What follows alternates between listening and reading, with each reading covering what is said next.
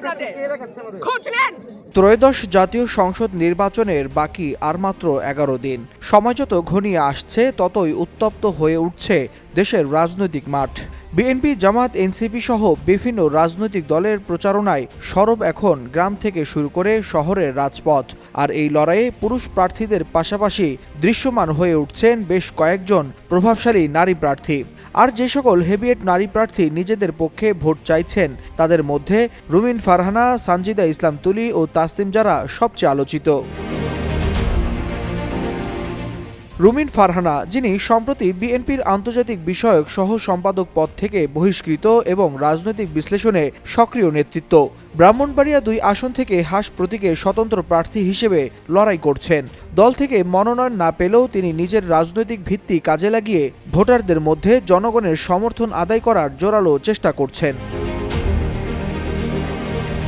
অন্যদিকে সানজিদা ইসলাম তুলি, যিনি বিএনপির কেন্দ্রীয় সদস্য ও নারী নেত্রী, ঢাকা 14 আসন থেকে দলীয় প্রার্থী হয়েছেন। এই আসনে তিনি দলের বিদ্রোহী প্রার্থী ও জামাত মনোনীত প্রতিপক্ষদের সঙ্গে প্রতিদ্বন্দ্বিতা করতে যাচ্ছেন। তুলি তার নির্বাচনী প্রচারণায় নারীর ক্ষমতায়ন, স্থানীয় উন্নয়ন ও সুশাসনের ইস্যুগুলো সামনে রেখে ভোটারদের কাছে নিজের লক্ষ্য উপস্থাপন করছেন।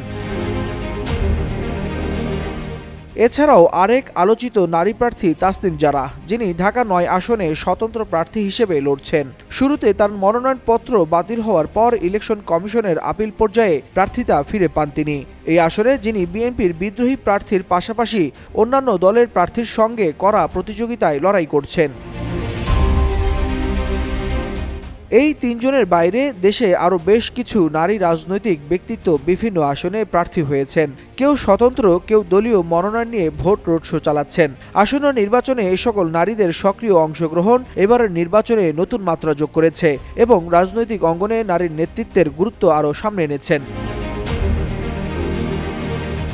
দেশের রাজনৈতিক বিশ্লেষকরা মনে করেন, নারীর এই দৃঢ় অংশগ্রহণ শুধু রাজনৈতিক প্রতিদ্বন্দ্বিতাই বাড়াচ্ছে না, বরং সাধারণ মানুষের কাছে নারীর নেতৃত্ব ও ক্ষমতায়নের বার্তা আরও জোরালোভাবে পৌঁছে দিচ্ছে, যা ভবিষ্যতের রাজনীতিকে আরও প্রভাবিত করবে বলেই মনে করছেন রাজনৈতিক বিশ্লেষকরা।